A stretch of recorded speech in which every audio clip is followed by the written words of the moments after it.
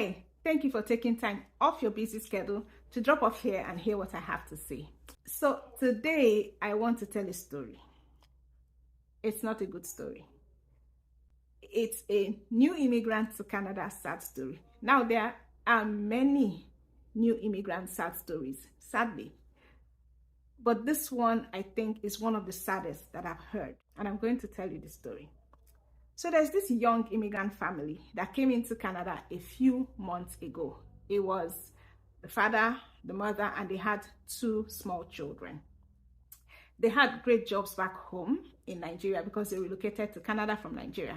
But of course, for a better future for their family and for their children especially, they decided to move to Canada. Of course, went through the permanent residence, express entry, they got approved, and then they moved to Canada. Now, on coming to Canada, of course, they were trying to settle down, like trying to get a place to stay, and of course, trying to get jobs and schools for their children. So they were very busy trying to settle down. Now, while they were trying to settle down, the husband ran into an old friend in Canada. And when they were talking, this friend kind of introduced him to life insurance and talked to him about getting life insurance, that this is one of the things that people actually get in Canada. And life insurance actually comes with critical illness insurance. Just in case you fall ill, you are able to still get some income. And then, of course, life insurance, that we're not praying for anything, but life insurance is something to have that is good for your loved ones. Of course, my brother is coming from Nigeria. He said, God forbid. It is not his portion. He's not about to die. He's young. And of course, his friend told him that, yes, I know you're young. I know you're not going to die, but it's just getting that insurance. It's just like getting a car and then having to pay insurance. You don't plan for your car to have any accident, but you get the insurance anyway, and you're even mandated to get insurance when you get a car. Think about it. Life insurance is great for you. He said he was going to think about it and get back to him. And he said, okay, let's meet up so time and talk about it. Now, in that time when he said he was going to think about it, of course, he discussed with his wife and also talked about it with a couple of friends. And they told him, Babek, forget about that life insurance. These people that chased you to purchase life insurance, they just want to collect your money and stuff. When you start working, you're going to be covered life insurance. You're going to get a life insurance coverage from your employer. And moreover, when it comes to critical illness insurance, you're not sick now. Are you sick? He said he's not sick. Are you planning to be sick? He said he's not planning to be sick. So if you're not sick and you're not planning to be sick, don't get critical illness insurance.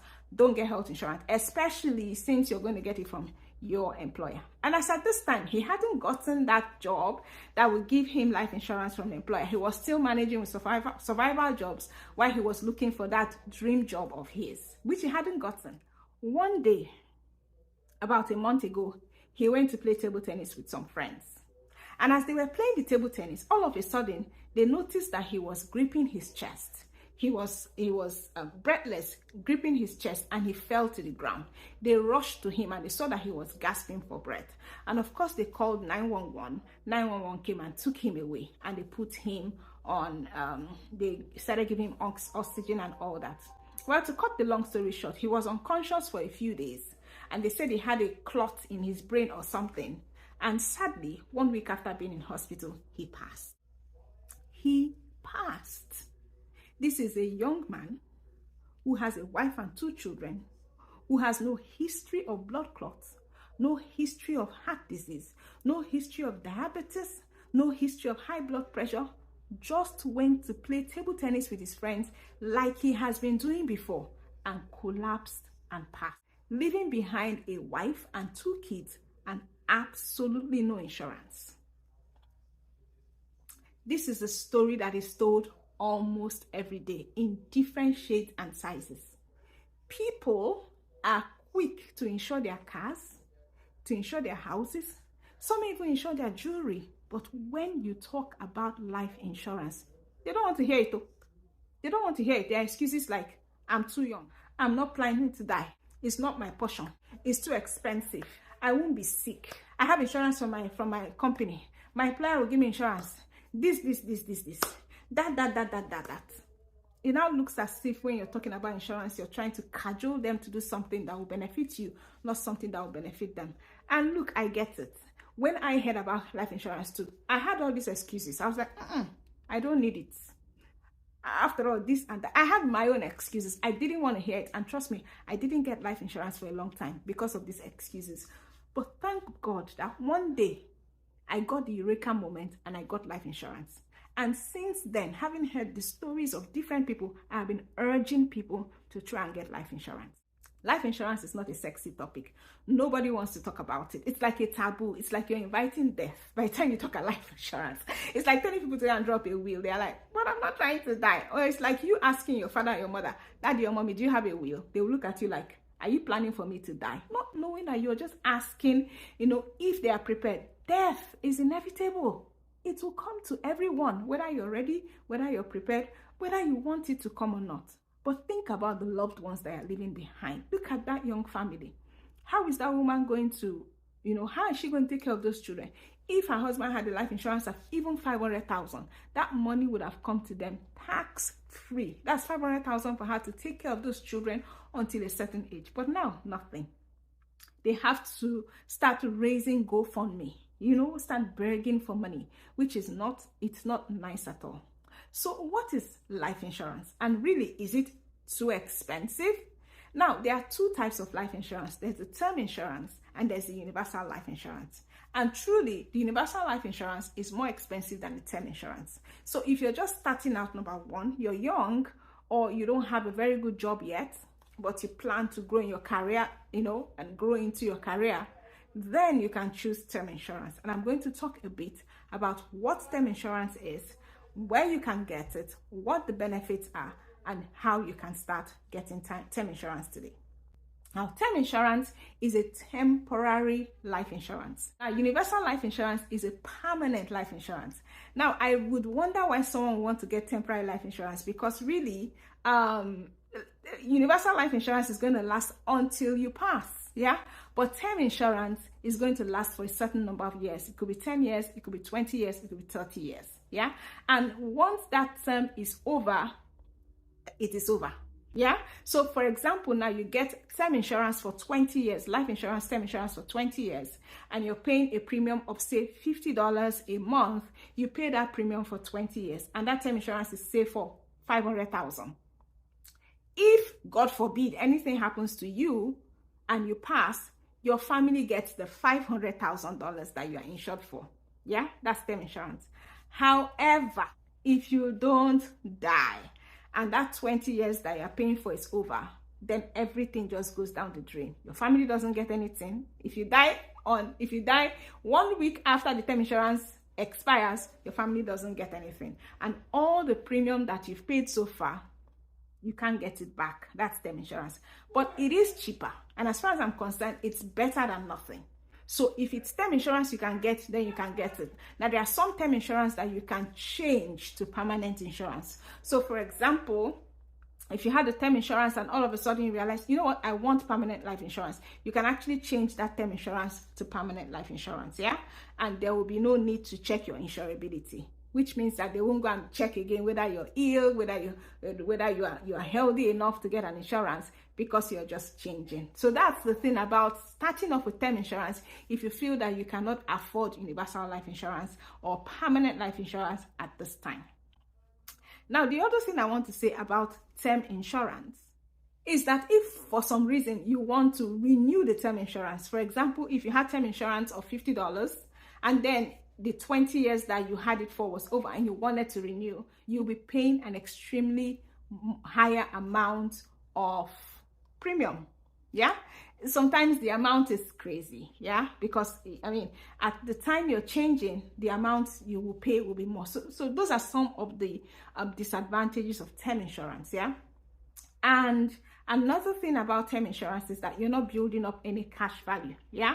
So if you had a term insurance and you were paying $50 and term insurance was for $500, that's all. It's just the $500. However, if you had permanent life insurance or universal life insurance, you're building cash value, which means that in addition to maybe the $500,000 that you're insured for, they're also like investing the monies for you. You're building cash value. Now, this cash value is monies that you can actually borrow. Do you understand? You can borrow it. You can borrow against the policy. You can use the money to go and pay down payment for a house. You can borrow to maybe send your children to school or borrow for a project or whatever. against the policy. It's more, and it has nothing to do with the 500,000 that your life insurance is for, that you're insured for. It's cash value that you're building in that universal or permanent life insurance that you can't build in term insurance. Yeah.